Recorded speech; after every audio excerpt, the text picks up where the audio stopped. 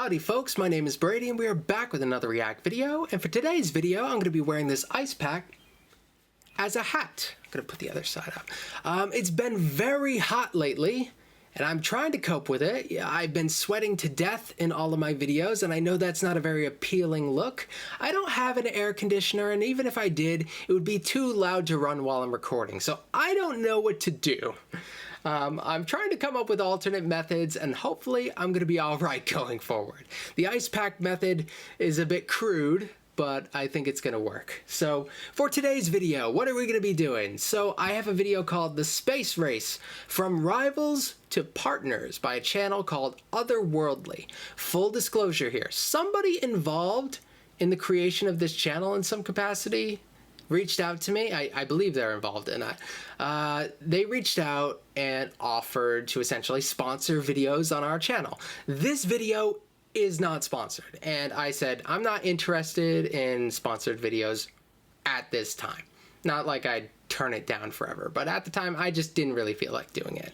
But I did check out the first minute of this video, and the production value is weirdly high for a channel with 1.5 thousand subs. They've got so much going for them, and I'm just thinking, why do these people not have more subs? It must just be that not enough people are getting the opportunity to click the video. Maybe the impressions are low. We need to do something to get them a little bit more attention. So at any point in this video, if you think these guys are something I'd be interested in checking out, there is a link in the description box below to the original video. You can go subscribe to their channel, check out their other videos they have that we might check out on this channel if you guys decide that this is fun. We've got this series that they're doing. They have two in it. Aliens Explore, which seems like fun, going throughout history and exploring world history from kind of an outside perspective. It reminds me of the Wisecrack series where they would have the alien reviewing movies. And I could see a lot of potential for comedy there. So if you are interested in that, also let me know. Yeah, so description box below, link, do it. Sub. I can tell you from the first minute of content that this channel has my endorsement. So let's get it started, and I'm excited to see what the rest of the video has to offer. Those darn communists! Who do they think they are, trying to beat the almighty America? Those capitalist pigs! Puh. Let's see them try to beat fine Soviet machine. Darn it! Should we just nuke them? So, who got the first satellite in space? Me. What about the first animal? Me again. First man in space? That's me. First woman? You guessed it. And who got to the moon first? That'd be me. So, who won the space race? I did. What the fuck? This is an American theme that I really appreciate because I've seen it everywhere. Americans very often, like, we get a bad reputation internationally sometimes, but we are pretty darn good at marketing. You cannot, like, who would have thunk the country that is like the ambassador for the ideal of capitalism during the Cold War would be good at marketing. But we've always been good at marketing. We convinced ourselves that we won the War of 1812. We've always been good at it. Oh no, my mouse connection is lost. Okay, that's fine. I don't need a mouse. I can use my keyboard. So let's continue. Good marketing, man. Let's talk about something fun. Space travel! I was reading about the humans, and their race to space caught my eye. Oh, so all the videos, that explains it. Otherworldly, so all the videos are are from the perspective of aliens. Okay, that makes sense. I said I watched the first minute. I think I only watched till the title screen because I don't remember actually seeing the aliens when I watched it. It was a while ago when I ended up deciding I wanted to react to these. A lot of videos that you guys suggest to me, they end up in my watch later playlist, and they'll sit there for the longest time. I am very bad at getting around to things. So forgive me if you've left a suggestion. It may still be there. If you left a suggestion from like the first month of my channel's history, it may still be there. Particularly interesting. The Some are that 1950s old. were a tumultuous but exciting time for Earth. The post-World War boom brought about a rise in population, a new standard of living, and the rebuilding of Europe as we know it. It also was the beginning of the Cold War. You just said the war was over. Then they immediately got into another one? It's kind of their thing. You wouldn't get it. At the time, there were two world superpowers, and they were competing to show which economic system was superior. In this corner, representing capitalism, is the United States of America! Oh, we're breaking out the flag balls. I've seen those. I'm not super familiar with it, but I've seen those. There are like full channels dedicated to the flag balls. I don't know if that's what this channel would be considered. I don't think it is. I think this is just like a one-off gag representation of the country. So you represent something. It just happens to be in the form of a ball. But I've seen channels that tell full stories with all the countries being represented by the balls. I remember when I first started doing flag reviews, somebody suggested that I stole the idea from one of those flag ball channels. That ended up not being true because it was not an original idea to begin with. Yeah. And in the other corner, representing communism, the USSR. Dude, this looks awesome. After World War II, the US and the so Soviet clean. Union emerged as world superpowers. The competition between the two nations, especially technologically, was fierce. Part of that was what became known as the space race. Oh, catchy. Let's start in the year 1957. Nikita Khrushchev was the first secretary of the Communist Party of the Soviet Union, and he meant business. After the US had announced their desire to get into space, the Soviets immediately sped up their own program, vowing to get there faster. Americans might have been first with nuclear weapons, but we will be first in space. Wouldn't it be better to be accurate than quick? I don't know. Get satellite into air already. I want to see a look on Eisenhower's face when we beat him. How would you see his face if he's thousands of miles away? The rivalry between the Soviet Union and the United States, it still carries on today. I don't know if any of you are familiar with the Russian vaccine rollout. They were supposedly one of the first to develop a vaccine. I don't know how effective it has been. I've heard that it's a little less effective than the vaccines that we're using now, but they called it Sputnik. I think it was Sputnik 5. But Sputnik was also the satellite that they launched into space early on. So I don't know what all the other Sputniks are in between. I remember asking a Russian history professor, and he wasn't sure what some of like the in-between Sputniks were, but like the Sputnik theme is something that carries on till today, and that's definitely something they're going to be talking about here. So I think that's really fun. Launch Sputnik now. Sputnik was the first satellite launched into space. In the Soviet Union, they celebrated. In the US, though, they're going to spy on us. They're going to fire missiles from up there. They'll blow up the moon. Blow up the moon. That may be an exaggeration, but space travel and technology was such an unknown subject at the time, especially to most citizens, that the idea that the Soviets had done something no one else had caused quite the panic. I mean, it's amazing how a mainly symbolic rivalry, and we're talking about, when I say it's a symbolic rivalry, I mean specifically in the space race. There's not a lot, as far as they knew at the time, a lot of direct benefit in like a conflict between the two from the space race. It is very much a bragging rights thing. There is the potential for surveillance. That is definitely probably the most practical use. But like when you think about getting to the moon, when the U.S. decided that's just a I would say that's dong measuring is the best way of describing what that meant. Sending the satellites in, that means way more, actually, so now that I think about it. But like going to the moon, that is the potential for that. It has not really fully been realized, and who knows when it ever will. But in this conflict, it's just to prove a point.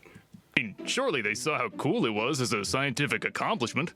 Some people did think that. Eisenhower's own administration admitted what a glorious display of technology it was. Kind of based. But they wouldn't say that publicly. Huh, why not? Eisenhower didn't want to show defeat or give in to the display of what he called propaganda. Instead, he doubled down on the US's efforts to develop space technology. The whole world was watching as the space race began. Over the next decade, the competition for space travel became fierce. We Americans launched our own, dare I say, better satellite in 1958. Oh, they did that, huh? But we sent probe to the freaking moon in 59. And think about the priorities here. When it showed the image of the Soviets literally burning money, yeah, that is kind of what it feels like at the time. Like, I understand that there is something scientifically amazing about it, but as far as like the priorities go, this is just like a huge gesture to the international community more than it is to practically assist the Soviets in the ways that they needed it the most. Their current system that they had during this time is still new. It still kind of fluctuates a whole lot, going from Lenin to Stalin to Khrushchev. Like, there are some similarities that carry on between all of them, but there are like slight fluctuations, and coping with the change and how they manage their people, that's it's all a bit of a mess still. And that's what happens when you have a country essentially born from revolution. Yeah, Russia existed before then, but there is something very new about this version of Russia that kind of needs to be acknowledged, and a lot of attention needs to be paid to. So maybe it would be best if they didn't do this. Pretty cool, huh? And I took that personally. So we sent a chimp to the moon. But we got man in space before the Americans could even get monkey. Not a monkey, a chimp. They sent a freaking chimp? Uh-huh. And the Soviets used dogs. Absolutely. Monkeys have tails. Lads. Chimps don't, right? Basically, the USA and the Soviet Union were playing a giant match of tennis with everyone else. It does just look like watching. one of those things. So they were little birdies. competing because they hated each other? You don't really want to be outdone by one of your friends, let alone an enemy. Clearly they had the same goal, though. Why wouldn't they help each other out to avoid any disasters? Oh, yes. There were a lot of those. Spectacular failures that cost billions of dollars and even some lives. But they ended up cooperating down the line. Let me skip ahead to the good stuff. In 1961, U.S. President... I never actually watched the videos of the shuttle explosions. I've never done it. That was like the first glimpse of any of those that I just never sought out the video. I know that a lot of people have... I don't know if that would be my parents' generation, maybe slightly on the older side. I'm not even sure at this point. I have such a bad grasp of time, but a lot of people sat in school and watched the spaceship take off and boom, it explodes. And yeah, but I never ended up watching the video of it, though it is accessible. It is a video that you can find. I think I've seen stills in like textbooks, though. John F. Kennedy announced that the U.S. would have a man on the moon by 1970. It's too dark for me. A new goal. I'm sensitive. And how'd the Soviets respond? They were working on sending people to the moon, but were much more quiet and secretive about it. So if they failed, it wouldn't be as humiliating, am I right? Maybe. But in general, Might be the Soviet Union wasn't as showy or flashy as the Americans. It wasn't their style. Tides were quickly changing, though. Kennedy, while still preaching the supposed superiority of the U.S., understood that space... There was... that's interesting. There is kind of a culture, just based on, like, the principles that the Soviet Union is founded on, that they wouldn't want to be too flashy. Like, they want to accomplish these same things, but, like, I can kind of see how you could tie that, like, anti-bourgeois kind of mentality that a lot of them had, and maybe tie that somehow to them not wanting to highlight how much they're putting into this space program.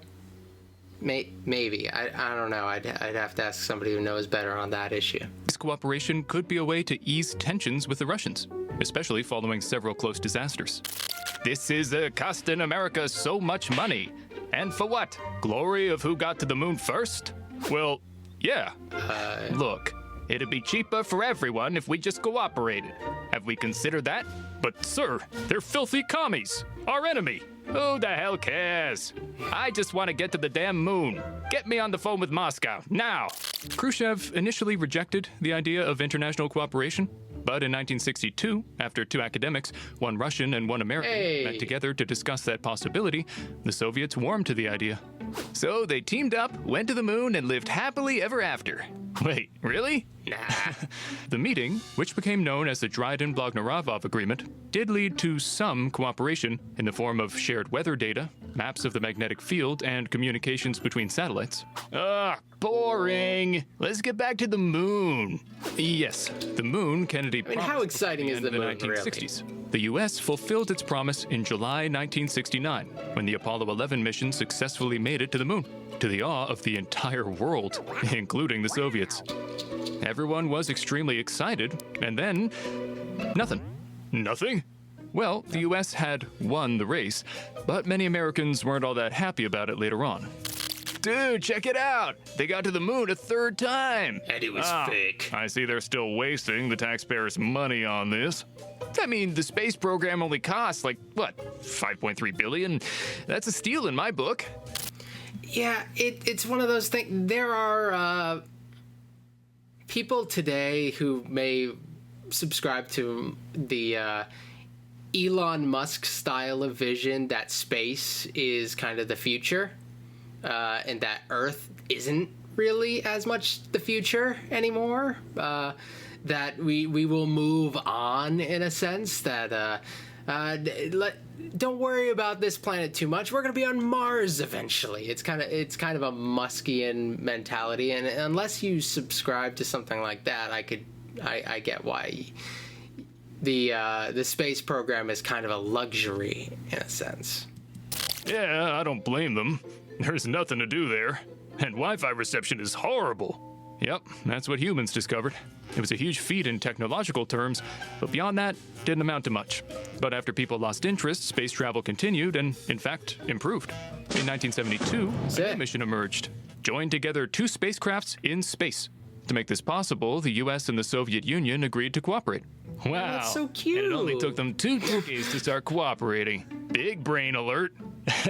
Yeah, it definitely fostered a new sense of partnership between the nations, though it wasn't until after the collapse of the Soviet Union in 1991 that international cooperation really picked up. Russia maintained their space program and ended up helping the US in building the International Space Station. But wait, if the space race hadn't happened, would humans even be as far along in space technology? It may be, but we'll never know for sure. In the end, competition and cooperation between the Americans and the Soviets both played a role in advancing space travel. Nations typically hide their cooperation since it's easier to just act like rivals. Yeah. As far as, like, the space race goes, I feel like one of my favorite things to come out of that is, like, satellite imagery and stuff like that. A lot of the other stuff, I'm not as excited about a lot of it. I'm very big into playing around with, like, digital mapping and that geography stuff that I'm not very good at, but you know, if you've watched the channel, I really love. So satellite imagery and all that stuff, I think that's something that may not have been as far along without the Cold War. It's really hard to say. Like, the fact that the Cold War pushed us to the moon, that's one thing, but we might have figured out satellites just fine before then. Good guy versus bad guy's narrative gets people more supportive, you know? Wait a second. Whatever happened to those animals they sent to space? Oh, we found most of them drifting in space and ended up adopting them. They're having fun in another galaxy right now. My heart. Oh. Oh, just a nightmare. Good night, Confucius. Oh yeah, my mouse is dead. My bad. I forgot about that part. So, if you guys thought this channel was good, of course, the link to the original video is in the description box below. I feel the need to remind you because they definitely deserve more attention. And I want them to keep making stuff like this. This is incredibly awesome. So, yeah, if you guys are interested in checking them out, check that out. And if you're interested in me checking out more of them, also let me know. This half-truth history of Vikings. Like, I know the horns thing, like that they didn't really wear helmets with horns, but besides that, I'm not really sure. I'd imagine there's probably a lot more that we get wrong about the Vikings. Vikings are fascinating, man. They're just as much mythology as they are reality. It's kind of amazing. Probably less reality than mythology in a lot of people's understandings. So this was a wonderful video, and I could see videos like this being used very effective in a classroom setting, teaching young students about the space race for the first time. I think it's really good. I think a lot of the time when I see these little animated stuff, there's like one end of the spectrum that's like salmonella. I wouldn't bring that into a classroom, but it's fun for casual learning. And then there's stuff that's like strictly designed a little bit more for a classroom environment, and this isn't animation, but I put stuff like Crash Course on there, and I think this falls very close to Crash Course, but I really love the animation style so much. It's very, very clean and keeps your attention. I like the framing from the perspective of aliens. I've seen that done, like I mentioned. Wisecrack had a series where they framed film criticism from the perspective of aliens, and I really enjoy the idea of having it view history through the perspective of aliens. I think it works very well. All right, so thank you guys for watching, and I will see you tomorrow with another video. Let me know. What do you think? You like these? Let me know. All right.